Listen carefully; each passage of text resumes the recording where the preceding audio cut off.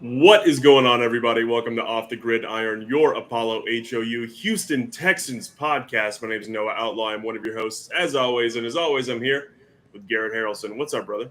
What's going on, Noah? Missed you, man. We had a fun show on Tuesday that came out Yeah. Wednesday. Me and fan of the Shield Dez.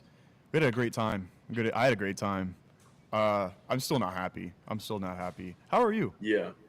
I know. Yeah, I tuned in. I watched that, and calling it a fun episode or a fun time is a bit of a reach. It looked like y'all were you. Dez doesn't care. Dez is a fan of the Shield. He's a coward. But you looked pretty Easy way bummed, and I out. was Easy bummed way too. out. Yeah, I Yeah, took the yeah. I easy was way I out. was extremely upset. I was extremely bummed out after that game, of course. Um, but so the Texans start 0-2. We don't love that. But I will say, I was thinking about this earlier when I was putting together my notes for the show today. Back when we did our schedule prediction, when the schedule dropped, I did predict us to go 0-2. Oh, I did you know predict it. ball, huh? Oh, you know Well, ball. here's the thing, and no, it's this is not me flexing about my ball knowledge. I do know ball, but the thing is, obviously, I kind of expected it, and whenever you predict it and then you see it unfolding in front of you, those are two different stories. It's been a real bummer to see it go down, but this is what I expected, and I still had us going. I think winning 11 games in that schedule prediction, right? I still had us winning 10, 11 games. So now that we're in week 3, we're past those two first games. Look, the building is not burning down, but now it's go time. It's time to get things done. It's it's must win time. Uh, as you see in the title, must win. I think it is. I think it is. And as far as going 0 and 2, like I was thinking, each game can go either way. And I predicted us to go 2 and 0. But you look at the game, and we had multiple opportunities to win and take a lead and take the game in both games. Yeah. So I mean, like the 0 and 2, the 2 and 0, you can flip them. You can flip them for sure. Hmm. As but when you start rolling downhill, you start rolling faster, and if you can't stop yourself, then it becomes disastrous pretty soon. Yeah. This is already a big game. This is already a big game. Week 3 is already a big game because you start 0 and 3, and that's you gotta rip like a huge win streak after Yeah. that. Yeah, and Kind of like like we the 2018. 2018, we started 0 and 3. We thought the world, the sky was falling, and then we ripped off like a nine We went game, on a 10 game winning 9-game win streak. streak. Yeah. Yeah, it was yeah, we did extremely well after that, and then immediately turned it over. Except for us, this case we had a way harder schedule. We in week 5 we have Baltimore, like we're in Baltimore, so it's like I don't expect an 8-game winning streak, but you need to start right now and start winning games right now against especially a divisional matchup, a divisional Yeah. rival. Well, yeah, and you're right. And and on the bright side, and I'll go back to the silver lining about this 0-2 start is, not only is it 0-2 against two good teams, we knew that it was going to be tough to see, the Rams and Tampa Bay in the first 2 weeks of the season, but they're also both NFC teams. And so it doesn't have a overwhelming impact on your playoff odds, right? I mean, obviously, but going into these next 2 weeks, now it does because we're not only we're playing AFC teams, we're playing AFC South teams, and we're playing the Jacksonville Jaguars, who through the first 2 weeks of the season don't look like chumps. I mean, they obviously beat the holy living hell out of the Panthers. We come to expect that from most teams. And then last week, they're playing the Bengals, and the Bengals lose Joe Burrow halfway through the game. But Jake Browning, who is a good backup quarterback, leads them to a really, really close win that came down to a 1-yard QB sneak on the goal line. So the Jags are a team that, one, are good, and two, always come to play whenever when we come to town. They hate us. We're 8-2 against them since 2020. Like they despise us and they really want to get a win and they see us struggling and they're going to attack that. Yeah, it's just as big as a game for them because they see us cornered like a wounded animal, and they know that they could capitalize on this if they just play really good defense. And that it sucks because you have the blueprint now to beat the Houston Texans. Just play exceptional defense, and eventually over time you'll grind our defense out, and you'll score some points, and you'll lead with time of possession, and you win the game. Kind of like the Tampa Bay Buccaneers. It was like 35 minutes to 22 minutes. That's horrendous. It's absolutely horrendous. Offense can't stay on the field. So they have the upper hand right now. They have the upper hand right now, having a better record, playing at home, and seeing us in our woes offensively. And they're going to play very hard.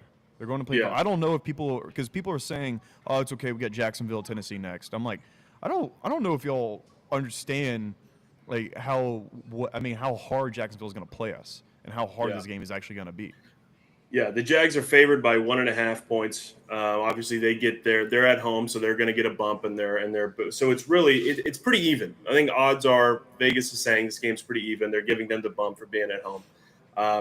But yeah, you're right. I mean, they're going to play us. They see what we've done. Now, the way that D'Amico and Nick Caley and company really get around this is making adjustments, right?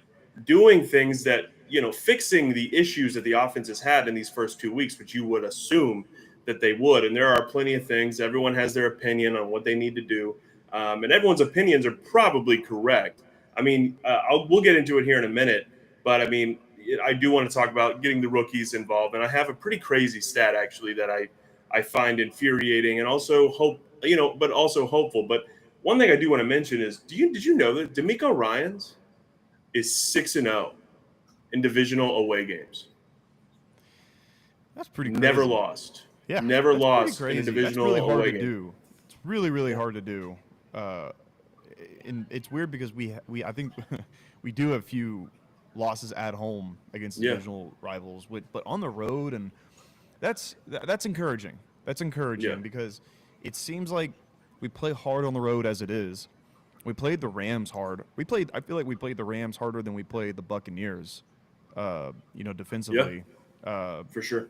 Yeah, and that is an impressive stat and rather encouraging, because I'm already feeling the color come back to my face. I'm already feeling like a boost in my day hearing that great stat. Yeah. That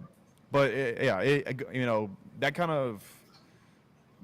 Yeah, I mean it's encouraging. It's encouraging. Yeah, it's encouraging. Let me throw this at you too, because this is something that I thought about when I was putting my notes together. Obviously, we talked a minute ago about how Jacksonville is going to play us hard. They hate us. They love playing us because they get a chance to give us a good dollywop. But they haven't been able to do that many times since 2020, like I mentioned, 8-2. But the last time we saw the Jaguars was when Azeez Al-Shaair damn near murdered Trevor Lawrence. And that ended his season. He didn't play a game after that. We basically ended the Jaguars season from that Azeez Al-Shaair dirty hit. I'll say it. I know Azeez is my boy. He's our guy. He's our linebacker. He's a really big part of our team. But it was a dirty hit. So on top of the already emotional battle between divisional foes, you have that on top of it. Jacksonville's going to come out to play. Yeah, and like you said it right at the beginning of the show, they're no slouch. They have talent. Defensively, they have talent. Offensively, obviously, they got talent. Trevor Lawrence can make the throws when he wants.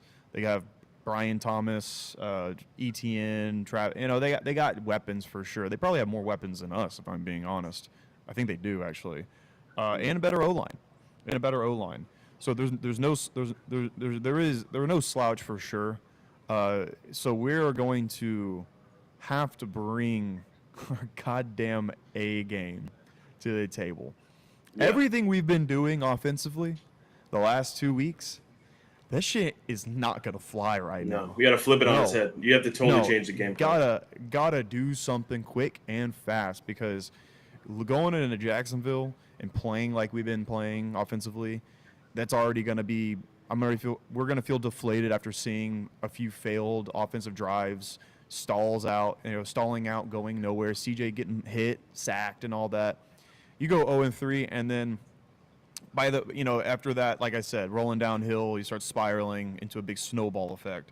And then you look at you, I'm like, wow, we're sitting here at like 3-6, not looking good. Like Yeah. it can get ugly very, very quick, very, very quick. So everything you've been doing offensively, Yes. throw it out the window. Yeah. Find something new. Find something new. Piggybacking off of that, I want to get your reaction to this because this is a stat I came across. The rookies on offense. So I'm talking Jalen Noel, I'm talking Jaden Higgins, I'm talking Woody Marks. Okay, they've been targeted this season 6 times. Okay, combined. And listen to this: 3 of those 6 were considered explosive plays. We're talking Jaden Higgins gets that 30-yard gain last game. Woody Marks on that screen pass. And I think Jaden Higgins also had another explosive play in the Rams game. And we've targeted them 6 times. And Jalen Noel is nowhere to be, found on offense. He's nowhere to be found. And that's insane to me because the one thing we were lacking the last 2 weeks was explosiveness. Oh, look at that! He's returning kicks. He's already one of among the better return men in the league currently because of his explosiveness on the special teams. And I don't understand why they're so reluctant to play a third-round receiver because a third-round receiver that we drafted in 2023 immediately made an impact on the team and became one of the better players on the team on the offensive side of the ball, Tank Dell. The guy was already by week 2 he was catching touchdowns against Indianapolis. Week 3 he was had 140 something yards. So why not just give him a chance? We were talking about it before the cameras. I'm getting fired up. We're talking about it before the cameras rolling. We're adopting that New England play style again, that New England culture again of now you gotta play. You gotta practice well, then you'll play. Like, no, dude, who is the faster player? Who is the better player? Jalen Noel or Justin Watson? No, I think it's Jalen Noel, a guy that you just drafted in the 3rd round, not some guy that you picked up for the scraps from the Chiefs, who was barely used by the Chiefs. It's just it's mind-boggling to me. And going forward, need to see these rookies get more playtime. Need to see Woody Marks get more playtime. Immediately, he came in the game and made a difference against the Buccaneers. Huge difference. Nowhere to be found week 1. I get that, understandable. Rookie running back. Yeah. But even Jaden Higgins. Higgins was nowhere to be found week 2. Why aren't you targeting him? I thought thought really it was our first pick of the entire draft. Why aren't you not targeting him? Oh, he's just a wasted pick this year? That's not he got a fully guaranteed contract. So it's like it's very frustrating that they've gotten 6 targets combined because you just increase those targets and we probably have more total yardage each game and maybe more points on the board. Yeah, and what really blows my mind is the Higgins thing's obviously blasphemy, and I think they would love to get him more involved, and hopefully Kaylee's figuring that out. But I'm going to go back to Jalen Noel for just a second because Jalen Noel was a premium draft pick. Like, he wasn't like a late round flyer. This was a premium draft pick. It's a day 2 pick. And you mentioned Justin Watson a minute ago, and if I'm low key, and I'm never for owners, getting in and giving their opinions and making, becoming part of the coaching staff. But at some point, if I'm Cal McNair, I got to go, hey, why isn't this 3rd round pick playing? Yeah. Why are we not? What are we doing here? Why is Justin Watson the guy who the Chiefs barely used? The Kansas City Chiefs, Andy Reid said this guy's good for about 10% of our offensive production. No, or plays, excuse me, not production, but offensive plays. Why is he our guy over our 3rd round pick, who, by the way, is the best punt returner in the NFL right now, a kick returner? Like statistically is the 2nd best returner in the NFL. When he gets the ball in his hands, he's a playmaker. And look, I'm going to give Nick Haley the benefit of the doubt a little bit. I said this to you last week and a few of our other buddies who were watching the game. I was like, guys, you got to realize they had this game plan all week. Just because Jalen Noel is now making big plays, they're not just going to change their entire game plan. They're not going to do that. It's not smart to do that. But going into this week, you see what Jalen Noel does with the ball in his hands. You do something with it. You use him. You use Woody Marks. You see what he does with the ball in his hands. You see him in pass pro. He had one of the best blocks of the game, most crucial blocks for the Texans that game in pass protection. Yeah. And you're still bringing Dario Ogunbowale out. Like I said, I understand not changing the game plan, but going into this week, I need to see more Jalen Noel and I need to see more Woody Marks, because Woody Marks is obviously much better in pass pro than Dario Ogunbowale. But I don't need to see Dare on offense at all this week. At all. Dameon Pierce should be active. If you need a third down back, if you need a third, I mean, not third down, but if you need a third back, use him. Use someone. Do not let Dare do his special team shit. You just got to, Nick's got to get these guys more involved. And I think he will. They have to, because what we've been doing so far is maybe some of the worst offensive play on the Texans I've seen since late when Jeff Driscoll was playing at quarterback. You know, there is just zero creativity, and yeah. I did a bad thing. I was watching 2019 offensive highlights for the Texans. Just watching. Yeah. I mean, what we were. There's creativity. There was blocking. There was pockets for 4 at the time. Receiver, yeah. We got the ball off in rhythm, quick, accurate throws. I feel like I haven't seen that in 2 years almost. Yeah. In 2 years almost. Last year we got a little bit of it, but it very quickly we realized how bad our O-line was.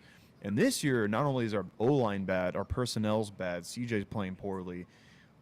Our offensive coordinator so far is awful, terrible. Yeah. Not a good hire so far. I don't see any kind of flashes. So yeah, like I said, need to get those guys involved. Need to change something up. And as far as O-line goes going in this game, I don't fucking know. I don't know what you're. Seems like they were we had a good week of practice last week. We had a good week of practice. We looked at film. Oh yeah, we're putting Ursary back at tackle. Ed Ingram's back. And then they had an equally bad game, maybe even worse than against the Rams. I'll say it wasn't worse, but at least the penalties seem to be not as bad. And that's something that I do see as a plus.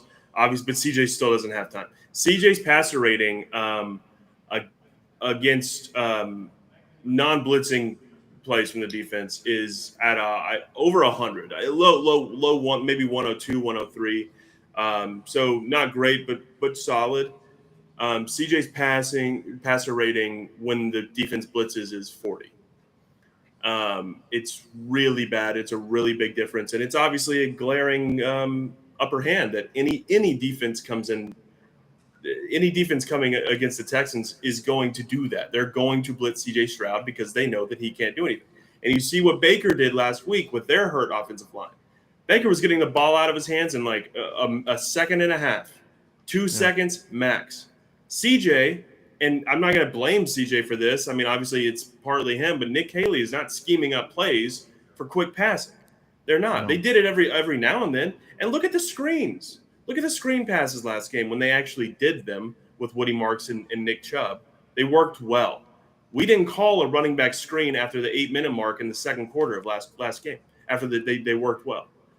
I don't understand this. I'm hoping to see a little quicker passes on offense, and ideally scheming Nico open. You know, it's funny about the Woody Marks long reception that he had. It wasn't even a screen. CJ stood in the pocket, and Woody Marks ran a quick out in the flats. Oh, okay. He got open, and CJ hit him. But it's also okay, do that. Yeah. Do that. Get guys open guys aren't getting open, and when they do, CJ's not seeing them, and that's just, that's bad for the biz right there. It's terrible for the biz. That's not gonna fly. No, it's not gonna fly. I'm really hoping CJ gets better soon, because there's already discourse happening. I don't believe in the discourse. I think CJ's a baller. Obviously, I love the guy.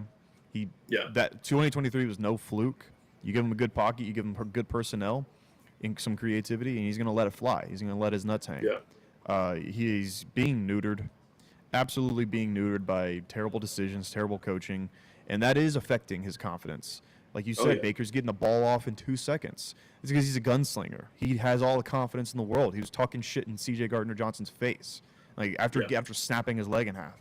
He's got all the confidence in the world. So he's gunslinging, driving the ball. CJ's hesitant. That pass of like where Nico was flying open in the middle of the field. Just CJ wide open in the saw middle him of the for field. sure. So had to see him for sure. Which, if he didn't, look at Nico Collins way more. What are we doing? Yeah. But yeah. he for sure saw him, and he hesitated, and then finally threw it. And then the route was done. He wasn't open anymore. No longer open. He was open for a good 2 seconds before that. Just gotta let it. Gunslinger mentality, man. What do you have to lose? Yeah. Because we're also about to pay you $60-something million a year after this offseason, probably. He's gonna get paid, but we gotta. He's gotta Because he show is a something. high profile. He is a high profile quarterback, and he is gonna get a bag. He will Yeah, get a bag from He will. us. He will. So it's like, I want. maybe through 2 weeks, let's throw more than one touchdown pass. Let's get the EPA up. Let's get the yards per attempt up. If you're throwing it interceptions left and right, going deep, okay, maybe you aren't the guy. Maybe you aren't the guy, because I've seen guys with horrible like one. hate bringing them up, but 4 had a bad O-line in 2018. He was letting it fly deep. He was letting it fly to Will Fuller and D-Hop, and I realized we had better receivers and better personnel around then. But man, you gotta let's get a better game going. Let's flush the past 2 weeks down the toilet. Let's get a good game against divisional rival who you've, like CJ, talking to CJ, you've had past success, really good success against them. So get it rolling, man. We got to get that confidence up. I want to mention, because you mentioned the discourse about CJ a minute ago. You see that photo of CJ underneath you? Yeah, right there. That photo comes from an article, okay, that I used the photo from. The title of that article is CJ Stroud is worse than Tua Tagovailoa. Yeah. See, now it's a good picture. That's it's a good insane. picture, and they took that picture from someone else. So, but like that is the thoughts around CJ around the league.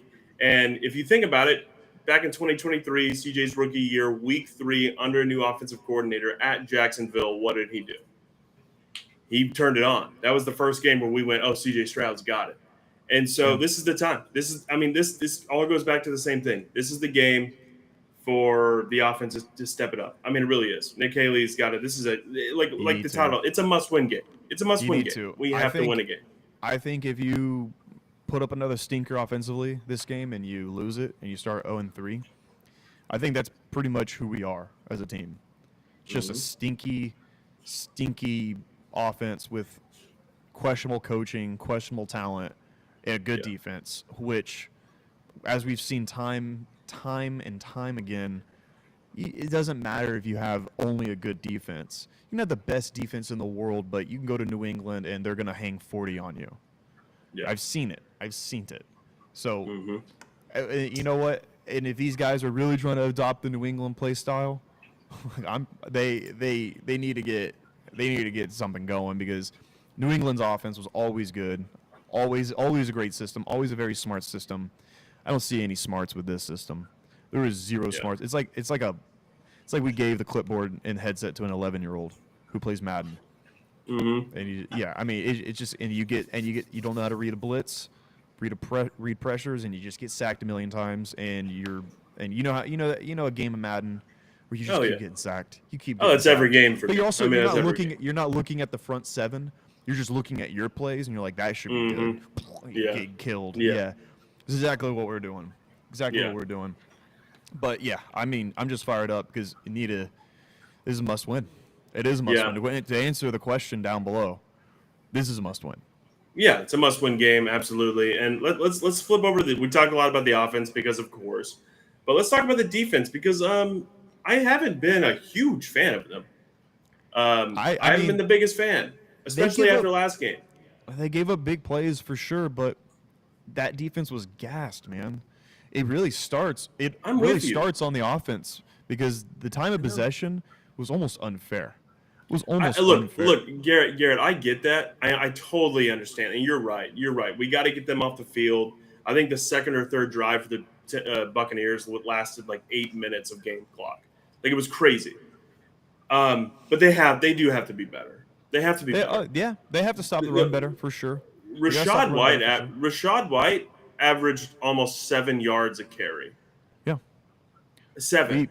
Yeah, and that was tough, but they ended up making a stop on that drive. That one drive. Yeah, but also then you're one, and I understand that, but then when the most important fucking drive of the game, they sure as hell did. They sure as hell that did. was, and I talked about it before. Henry To'oTo'o has got to make that tackle for sure. Got to make that tackle, absolutely. But again, I don't really look at the game and go, man, if only defense played better, because we made way too many stops for the offense just to get on the field and immediately kick it. It was just egregious. And but you are right. I will agree. We need to play better defensively. Absolutely. Honestly, our biggest problem currently is tackling. We need a tackle. Mm-hmm. The arm tackles are not. I mean, I thought this was a Texans swarm defense. This is crazy. The arm tackling was getting out of. It was getting out of hand. Swarm is what gets them. Their aggressiveness is what gets them. And we just talked about the run game last week. Rashad White averaging almost 7 yards a carry. Bucky Irving averaging almost 5. Like Will Anderson's aggressiveness is great. We love the swarm mentality. But last game specifically was so aggressive that it completely took him out of the run game. Because if they were running, they're going, look, we're just going to let Will Anderson fly off the corner, and then he's 10 yards behind the play because of how fast he came off the edge. And that's what they did all game, and that's why it worked. Obviously, D'Amico sees this. I know the kind of coach D'Amico is. D'Amico is going to coach them up to not let that happen this week. But they got some formidable backs. We got Tank Bigsby. We got Travis Etienne. They don't have Bigsby anymore. Bigsby's not there. He got traded to the Eagles. Oh, I'm sorry. I didn't remember. But who's their backup? Group chat, man. I'm always trying to contact you in there and say what's up. I talk in the group chat all day, and then you'll just be day. like, "Look at my Chipotle bowl today." I'd be like, "Oh, well, that's important stuff too. It's important. That's important as well. It's a give and take. You have to look at my stuff, and I'll look at yours. Wait, so who's their backup running back? Why do I not know who this is? It's like I don't know. Nobody? No. Okay, great. I mean, is he good? I don't know his name. Yeah, he's just But Etienne, you gotta focus in on. You gotta focus. Look, no matter who's running the rock, like for them, their backfield's not Rashad White and Bucky Irving. It's not going to be as good as that. Like that's a really damn good duo in the backfield for Tampa Bay. But the thing is, still though, obviously got to shut down the run game because I have this stat. I want you to hear this stat. I don't know if you've seen this. I saw this on Twitter. I think Jordan retweeted this. Trevor Lawrence passer rating when targeting anyone but Brian Thomas Jr. and Travis Hunter is 140.3. Okay, so targeting anyone but Brian Thomas Jr. and Travis Hunter. 140? 140.3, okay? And then Jesus. Yes. And then Lamar Jackson is below him at 136, Justin Herbert's. But Trevor Lawrence, when targeting Brian Thomas Jr. and Travis Hunter, his passer rating when targeting those two guys, maybe his two best options, is 14.5. Yeah. All right, well, Trevor Lawrence would have a higher passer rating if he threw the ball into the dirt every play instead of throwing to them. And you know what? I guarantee you the Texans are looking at that stat. They are looking at that stat, and they're going to maybe cook up something defensively for the Jaguars because of that stat. Maybe you jam. I mean, because Brian, what's his name? Brian Thomas Jr. Brian Thomas Jr. was playing like a bitch last week. Let's fucking make him feel like a little bitch. Yeah. Yeah. And Travis Hunter. Hey, welcome to the NFL moment. Hey, you know what? I might be back in. Yeah. It's gonna be a bad day for Travis Hunter. I might be back in, baby. But that is a crazy stat. That is a crazy stat. It's wild. Sorry, go ahead. The Jaguars' backup running back is Tuten. I don't know how to say his first name, but Tuten. Tuten. Peter, a guy in our fantasy league picked him up. He had a solid week last week. So that's who it is. Okay, but I think we should wrap it up. Yeah, I'm getting a little I'm emotional here. I'm ready to give out a prediction. But Yeah. you go first. You go first. Oh, I don't have mine ready. I think you should go first. You don't have your prediction? I I had gotta think mine. I've about had it. mine all week, buddy. Uh-oh. All Uh, right. Let me hear it. I don't think we're gonna win. I don't think we're gonna win this game. Yeah, What? Don't do yeah. that. I don't.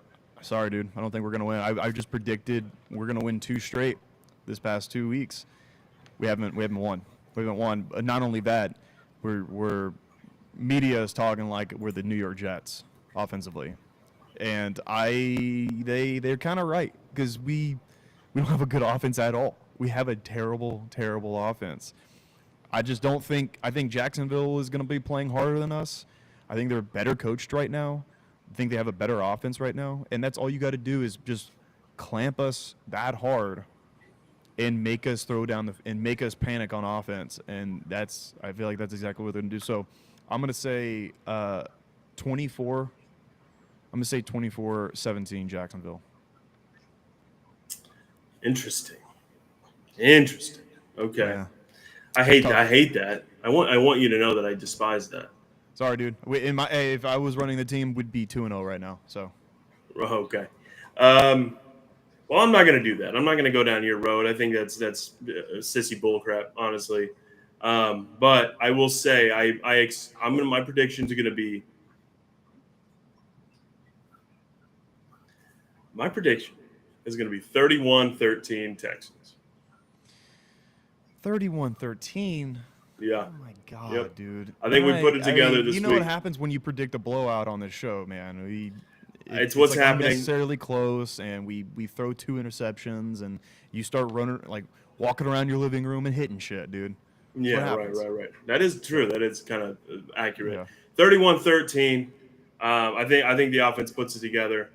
I think we get it. I think also Jacksonville's going to be too emotional, and it's going to hurt them. I think they're going to be trying too hard to get to CJ, and then that's going to open up the pass game a little bit because they're going to run some blitzes or whatnot.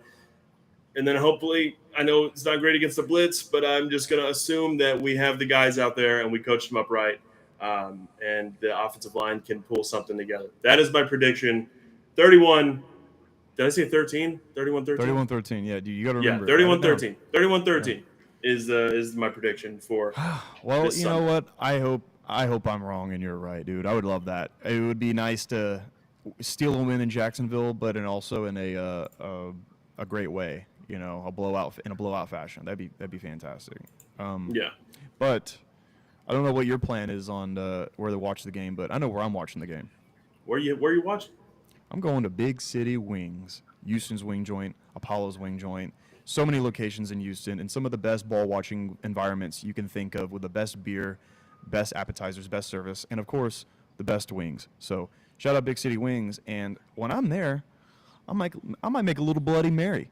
Zing Zang Bloody Mary. Whoa. Of course. A little Sunday brunch action watching NFL Sunday.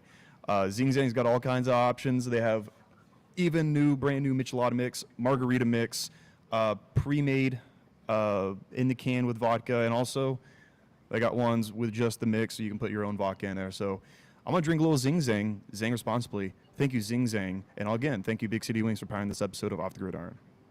Thank you so much for our sponsors. Really appreciate what y'all do for us. And absolutely, go to Big City Wings and get some Zing Zang with it. The Big City Wings might even let you bring Zing Zang into the establishment with you and pour it into whatever you'd like. You know, tell them Apollo sent you, and they'll let you bring in a whole case. They'll let you do it. They'll let you do it. Don't bring in a whole case, but if you sneak a little mini bottle of Zing Zang Bloody Mary mix and you just order maybe some vodka from them, you could figure it out. I don't know. But thanks so much to our sponsors. Guys, if you enjoyed this video, please leave a like and subscribe. Lets us know that you like what we're doing. And guys, if you really want to keep up with Houston sports, Apollo HOU YouTube channel is your #1 spot. Not just Houston sports, too. We cover F1. We got great wrestling content.